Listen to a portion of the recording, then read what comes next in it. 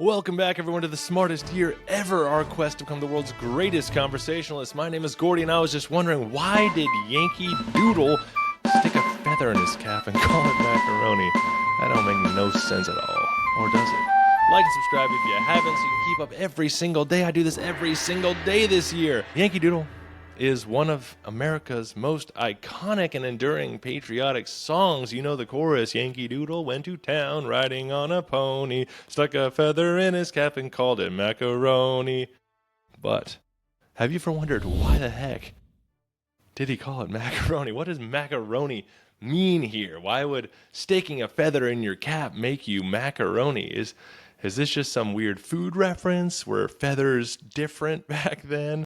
Well, the truth is, macaroni in the 18th century wasn't just about pasta, it was slang, and a very specific kind of slang at that. The earliest versions of Yankee Doodle date back to the 1750s when British soldiers mocked American colonial troops during the French and Indian War. According to tradition, a British army surgeon named Dr. Richard Shuckburgh wrote the lyrics to poke fun at the ragtag colonial militia. They were poorly equipped, disorganized, and, at least in British eyes, comically uncultured. Dr. Dick Shuckburgh, something tells me he had bottled up years of teasing, was ready to give it back. But Yankee at the time was already a British slur for colonists. It may have come from a Dutch name, Jan Kees, or from the Cherokee word Yankee, Yankee. Meaning coward. Either way, the British used it with disdain. Doodle, meanwhile, was slang for a fool or simpleton. It's exactly what it sounds like. And the infamous line about sticking a feather in one's cap and calling it macaroni, that was a fashion joke. In mid-1700s Britain, macaroni was slang for a foppish man who tried to be ridiculously fashionable. They were known for towering powdered wigs, flashy embroidered coats, tight breeches, and delicate walking sticks, blending English, French, and Italian fashion into something almost cartoonishly elite.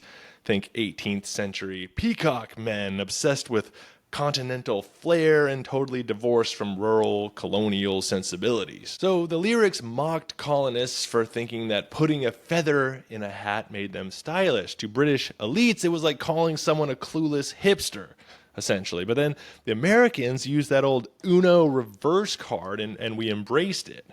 By the time of the Revolutionary War, Yankee Doodle had become a stable marching tune for the Continental Army. Soldiers sang it proudly. Mockery had turned into identity, and we had reappropriated it. In fact, when the British surrendered at Saratoga in 1777, American bands reportedly played Yankee Doodle as a victory anthem, deliberately rubbing it in their faces. So yeah, the Americans reclaimed the slur, owned the insult, and turned cultural embarrassment into patriotic pride. Cultural embarrassment and patriotic pride are strange bedfellows, as we know. But that's why the verses are so bizarre.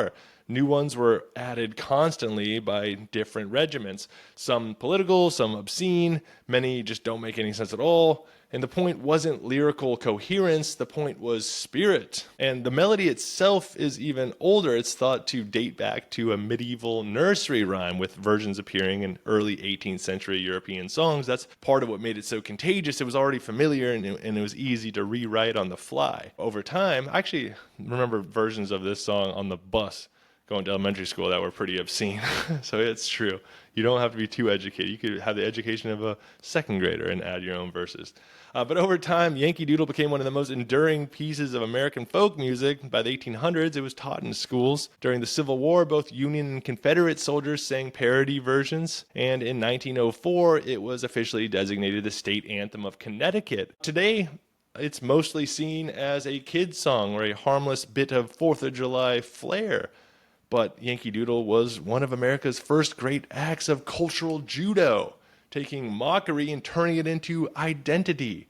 It's a reminder that patriotism doesn't have to be about solemn power. You know, sometimes it can be just a bunch of scrappy rebels singing a joke song about pasta feathers while marching into battle. So there you have it. Yankee Doodle started as an insult from sneering British officers and ended up as a revolutionary anthem of defiance, irony, and American swagger.